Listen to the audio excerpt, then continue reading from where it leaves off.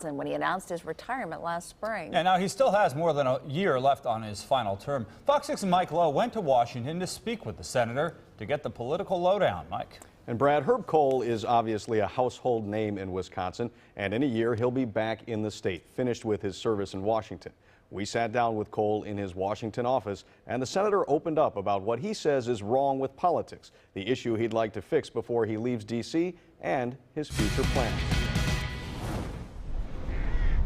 The Ducks stop here, outside the U.S. Capitol, along Independence Avenue, a stone's throw from the Hart Senate office building. Inside, the Bucks stop here. That's the sign on Senator Herb Kohl's desk. It's more of a reference to his other job as an NBA owner than to his political style. He has made a career out of compromise, out of sharing responsibility. The most important thing we need to do is sit down and reason together. It can't be all one way.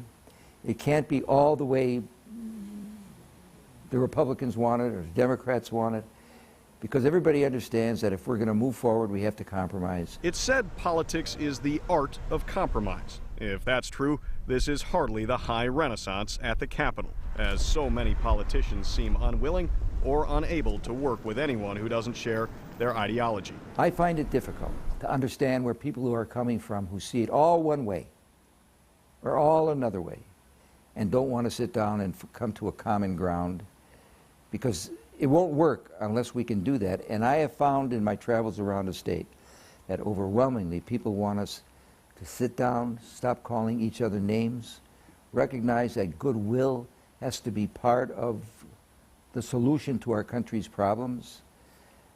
I remind myself of that every day, and I try and practice that. Though he speaks of goodwill, Herb Kohl isn't so much a statesman as he is the state's man, Wisconsin's favorite son. A fixture at the state fair, the 76-year-old is a successful businessman, a generous philanthropist, the owner of the Milwaukee Bucks, and a wildly popular politician, even in a battleground state. Part of his appeal is his approachability and his accessibility. Good morning, Senator. He hosts a breakfast every week, open to any Wisconsin resident who happens to be in Washington. They have a place to come, have a cup of coffee, meet us, meet our staff, see what a Senate office looks like, take a picture. And I've found that many people say that's the bright spot of their visit. On this day, the top issue on the minds of his visitors is really the top issue everywhere: jobs. The nation's unemployment rate hovers around 9%, and while Wisconsin is faring a little bit better, Kohl says Congress could have done more and should have passed the president's jobs bill. If we engage and pass this legislation, we'll put people back to work or keep them on the job, which is desperately important in this difficult time. Herb Kohl did not start his political career until he was 53 years old, but once he got in, he never looked back. He won 4 straight elections, each by a wider margin than the last. In 2006, he won by more than 37 points. He even won the state's Republican stronghold, Waukesha. We have less evidence. If you think about Herb Kohl, you don't typically associate him with an overarching issue the way you think of Russ Feingold and campaign finance or Ted Kennedy and health care.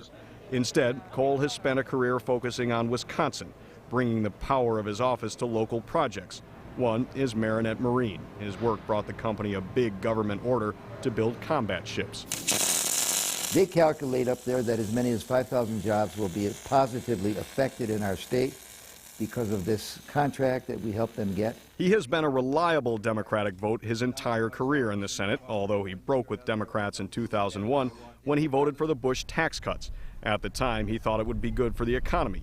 Now, as the tax debate plays out in the context of the debt and deficit worries, Kohl says the solution is a mix of spending cuts and tax increases. It's hard to move forward when people are calling each other names and refuse to sit down and talk, find a middle ground. It makes it almost impossible for good government to function. People in Wisconsin are sick of it. And though he won't say it's the reason for his surprise retirement, you get the sense that Herb Kohl is sick of it too.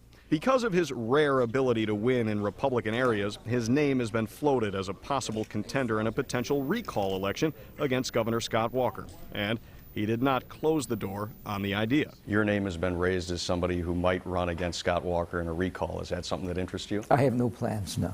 No plans, but... I have no plans to run for governor. Is that something you would consider? I don't have any plans to run for governor. But that's not a no. Well, it's pretty clear. It's not clear what the future holds for Herb Kohl, politically speaking, except that he's stepping down as senator at the end of next year. My term ends at the end of 2012, so I have a long time to go. And every day is really not just a challenge, but something I look forward to. I've come to enjoy my job because of all the good things that we can do for people around our state. And so when I come to work every day, I still ask myself, are you enthusiastic about coming to work? And the answer is always yes. Well, there's no question that Kohl's retirement gives the Democrats a political problem. A safe seat in which the candidate could finance his own campaign is now a toss-up. It's another place the Democrats will have to spend a lot of money to keep one of the state's biggest political prizes, and Kohl would not speculate on the race to replace him, Brad. You had the opportunity to spend quite a bit of time with him on an entirely different issue. Were you able to ask him at all about the whole NBA lockout situation as owner of the Bucks? He would not take questions on the NBA lockout. He has not been directly involved in the talks until recently, when he's kind of asserted himself a little bit more, but he didn't answer questions about the Bucks. He wanted to stay on his Senate career when we were in Washington. Very good, interesting.